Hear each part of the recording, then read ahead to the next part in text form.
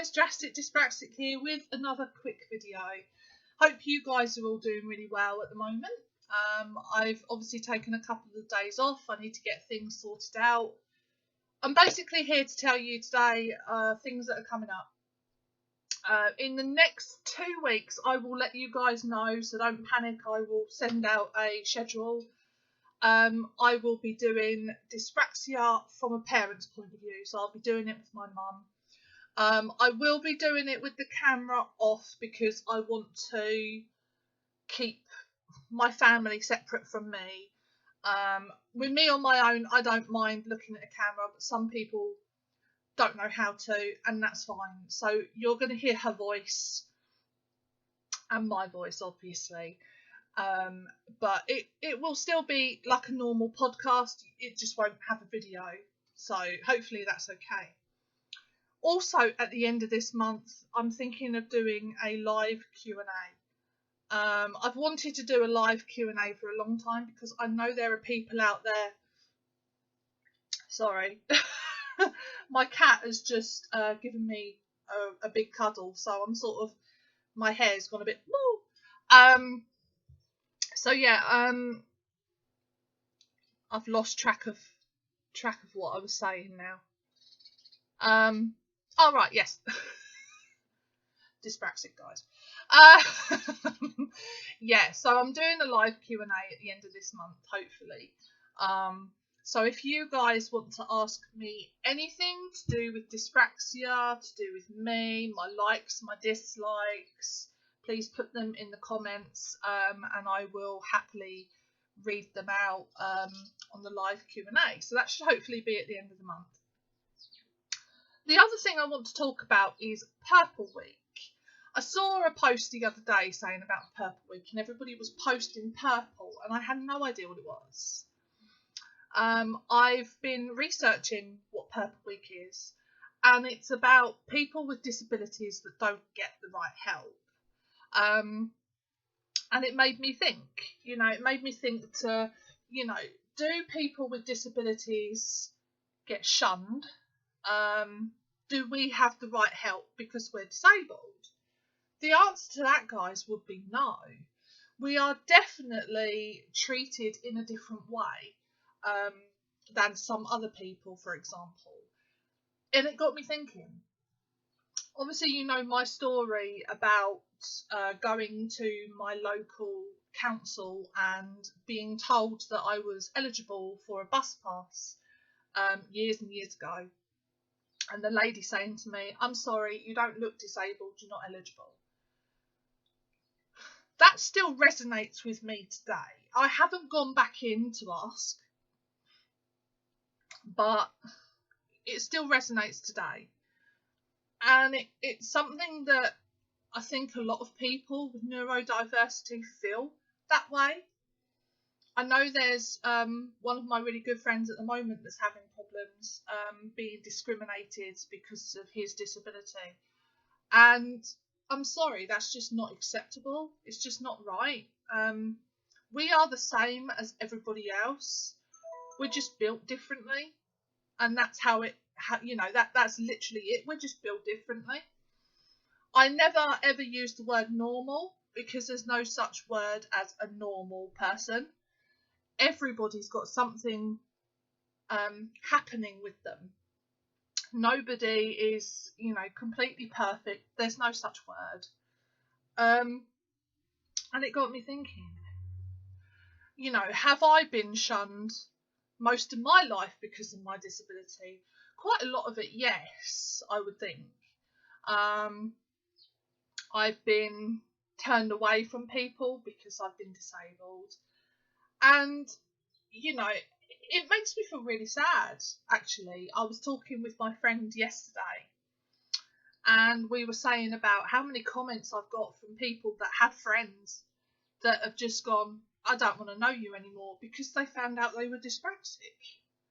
And that's really sad. You shouldn't stop being friends with someone just because they're different than you.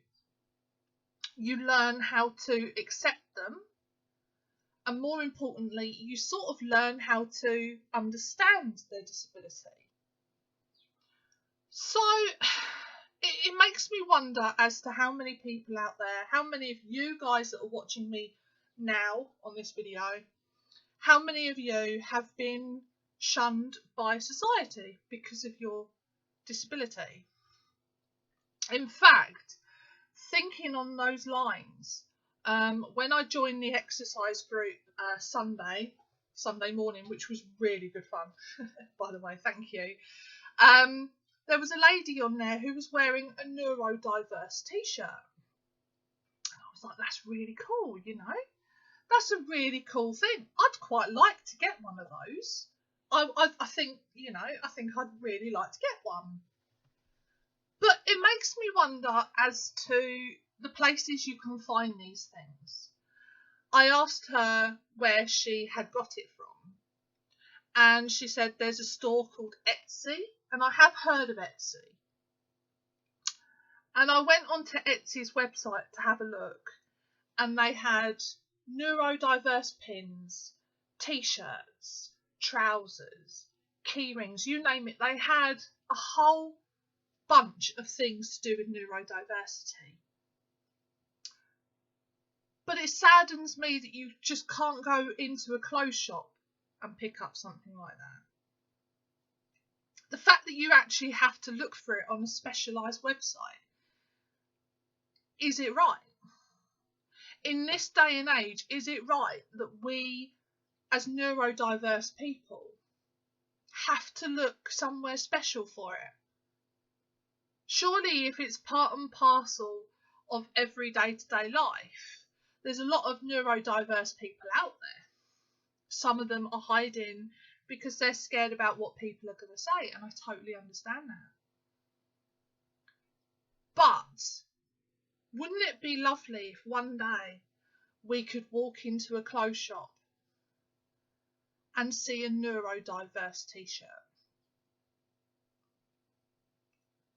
Thinking about in the future where people actually get to know what dyspraxia is. They don't come up to me anymore and say, is it like dyslexia? Because it starts with the same letters and it ends with the same letters. Wouldn't it be lovely if we lived in a neurodiverse, positive world? And what would it mean?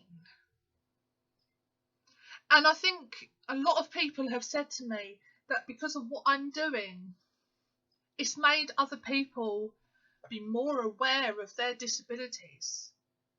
And they've then gone, actually, I might be dyspraxic. It would make sense. The fact that celebrities have now come out to say that they're dyspraxic is amazing. But why has it taken now? Why has it taken this long for people to come out and accept themselves? I don't understand as to why people are afraid of it, why people are ashamed of it.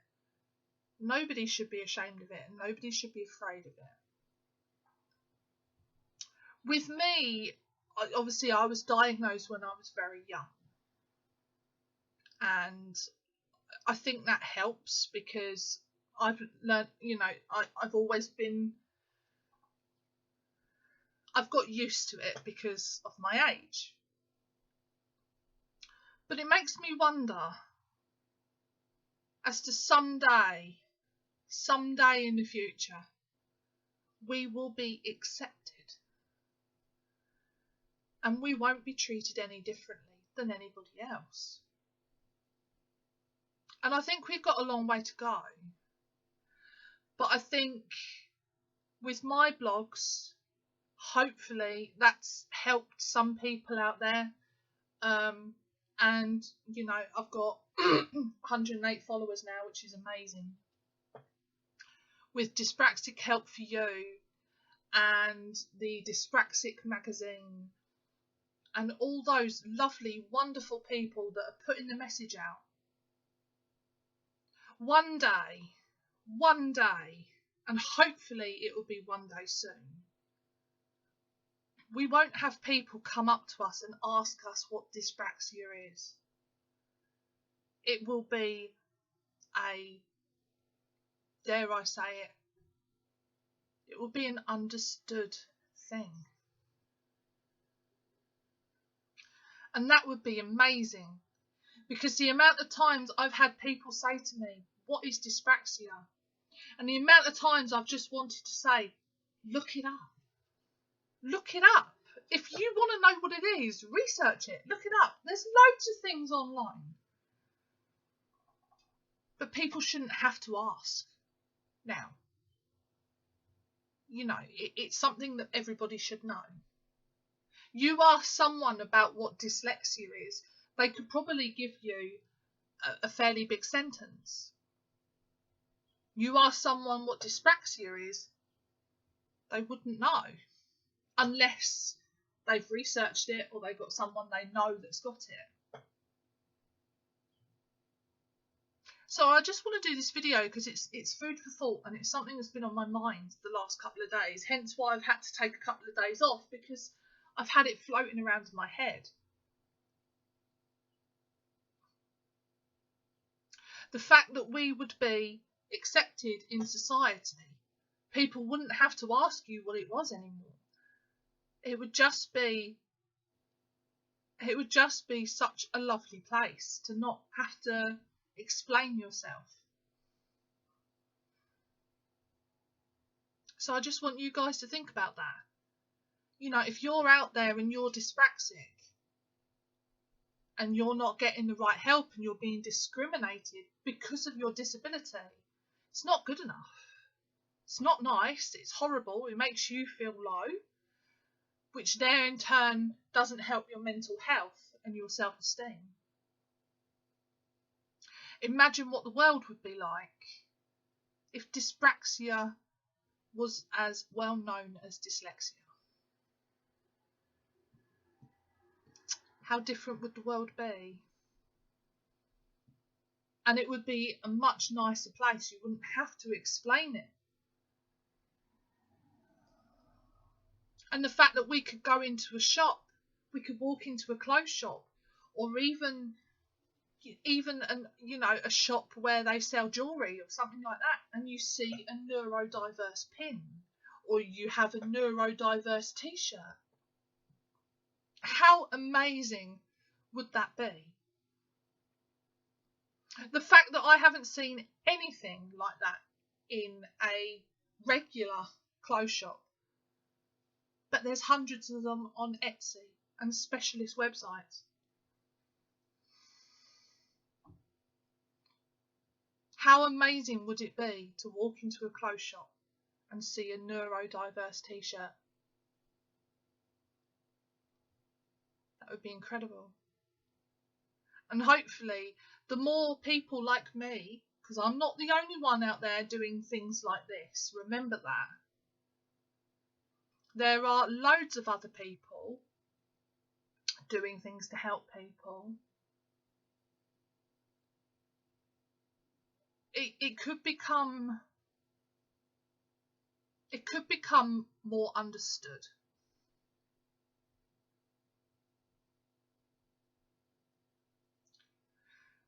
So yeah, that's just a thought on my mind. It's just something that's been churning around for a couple of days, and it's taken me aback, because I haven't really thought about what it would be like for people to understand me and to not have to ask me what it is, how I cope with it, why there's certain things that I can't do.